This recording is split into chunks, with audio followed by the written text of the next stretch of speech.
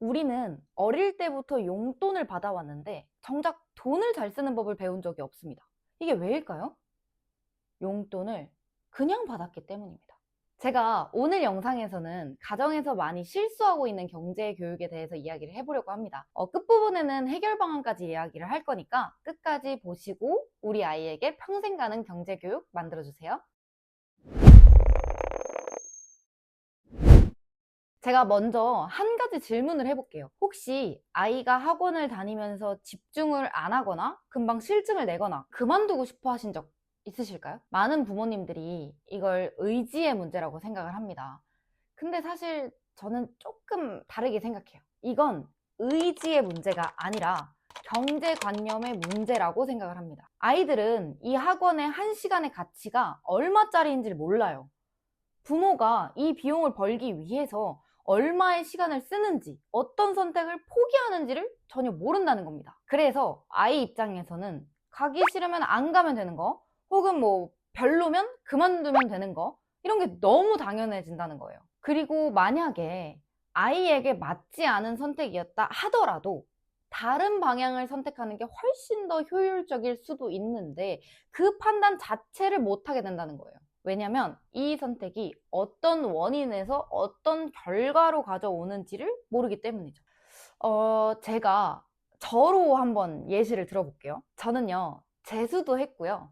대학을 간 후에, 그러니까 성인이 된 후에, 그 후에 더 많은 걸 배우고 싶었어요. 그래서 학원에도 많이 다녔는데, 이때 뭐 학원비라던가, 뭐 교재비, 뭐 생활비 이런 거를 전부 다 제 돈으로 해결을 했어요. 하루에 알바를 3개씩 뛰면서 그 돈으로 수업을 들었죠. 그러다 보니까 수업 한 타임 한 타임이 제 노동 시간이랑 치환될 수밖에 없었어요. 그러니까 이 수업의 한 시간이 내가 몇 시간을 일해서 번 돈이다. 이런 게 머릿속에 계속 있었던 거죠. 그래서 자연스럽게 수업을 대충 듣기가 어려워진 거예요. 근데 반대로 부모님의 지원을 계속 받는 친구가 있었어요. 고민이 없어야 될 것 같은데 오히려 그 친구가 고민이 더 많아 보이더라고요. 그래서 제가 이야기를 한번 들어봤죠. 그랬더니 공부가 내 선택이 아니라 누군가가 시켜서 하는 것처럼 느끼고 있는 것 같더라고요. 뭐 왜 하는지 모르고 왜 내가 여기에 앉아 있는지 이런 것 자체를 모르는 듯 했습니다. 그러니까 여기서 중요한 건 부모님의 지원이 나쁘다는 게 아니에요. 오히려 당연히 해줘야 되는 부분도 많겠죠. 근데 그와 별개로 경제관념을 함께 심어주는 거, 이건 완전히 다른 개념이다 라는 뜻이죠. 부모님들은 아이에게 의지를 심어주려고만 하지만 사실은 더 먼저 필요한 건 경제관념이다 라는 거예요. 왜냐면 경제관념이 없으면 일단 판단력이 흐릿해질 수밖에 없거든요. 근데 여기서 주의해야 될 점은 있습니다. 아이가 학원을 다니고 공부를 하는 것 자체에 죄책감을 느끼게 해서는 안 된다는 겁니다. 그러니까 부담을 주는 게 아니라 가치를 이해하게 하는 것입니다. 제가 구체적으로 어떤 방식으로 이야기를 해야 하는지는 영상 뒷부분에서 다시 한번 말씀을 드릴게요. 우선 이게 첫 번째로 많이 놓치는 부분이에요. 그러면 많은 부모님들이 이렇게 생각을 합니다. 그럼 용돈 교육을 잘하면 되는 거 아니야? 그래서 많이들 하시는 방법이 있죠. 용돈을 월급처럼 주는 거. 예를 들어서 장난감 정리하면 1,000원, 뭐 청소기 하면 5,000원 이런 등등의 방식으로 용돈을 주는 거죠. 근로소득의 느낌을 주려고 했다면 나쁘지 않은 방법 같긴 한데 근데 저는 사실 이 방법도 완전히 맞다고 보진 않아요. 왜냐면 집에서 해야 할 일은 원래 했어야 하는 일인데 그러니까 아이가 가지고 논 장난감을 스스로 치운다는 건 당연한 거죠. 그러니까 즉 돈을 받기 위한 행동이 아니라 함께 살아가기 위한 책임의 영역이다 이렇게 생각을 하는 거죠. 근데 이걸 만약에 돈과 연결을 해버렸다? 그러면 사실 아이 머릿속에는 돈을 안 줘?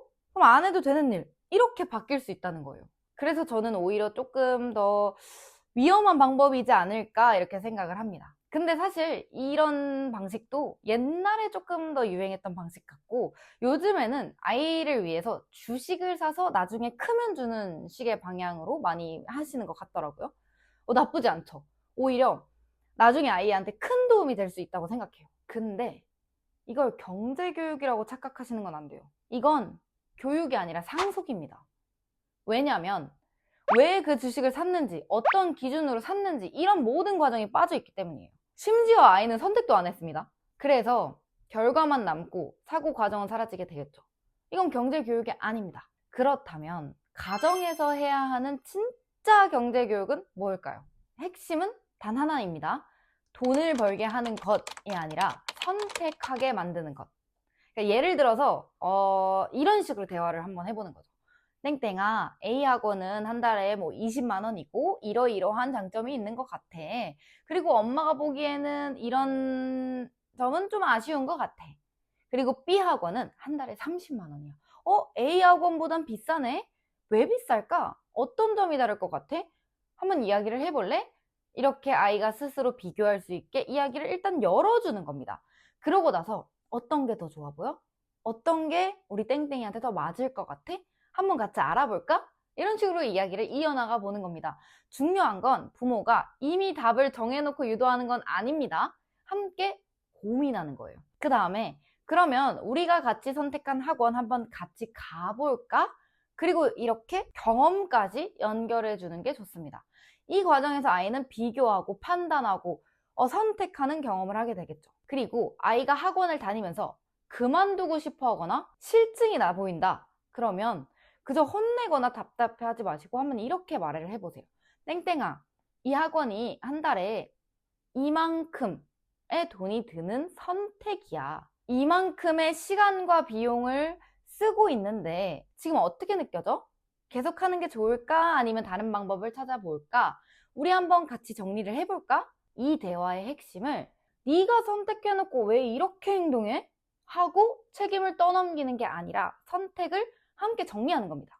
이 질문이 중요한 이유는 선택을 했죠? 그에 따른 결과가 일어나고 또 이 결과에 따른 또 다른 선택, 이런 걸 경험하게 만들기 때문입니다. 이런 식의 대화를 반복하면 아이 머릿속에는 시간 대 돈 대 선택, 이러한 구조가 만들어집니다. 돈을 아끼는 방법이 아니라 가치를 비교하는 방법을 가르쳐야 한다는 겁니다. 그리고 두 번째, 포기의 기술을 가르치세요. 아이가 물건 살 때 이거 살 거야? 이거 왜 필요해? 이런 것도 중요한 질문이죠. 근데 이거의 이유만 생각하는 게 아니라 이거 지금 선택하면 이러이러한 기회는 포기해야 돼. 근데 그래도 괜찮아? 여기서의 기회는 다른 장난감, 뭐 시간, 놀이 다 포함이겠죠? 즉, 이런 하나의 선택으로 어떠한 것을 포기해야 한다는 점을 알려주세요. 그럼 이 순간 아이는 비교를 하고 우선순위를 정하고 결과를 생각하게 될 겁니다. 이게 경제에서 아주 중요한 감각이에요. 경제는 단순히 돈을 버는 능력이 아니라 뭘 선택하고 뭘 내려놓을지 이런 거를 결정하는 겁니다. 그리고 세 번째로는 보이지 않을 돈을 보이게 만들어주세요.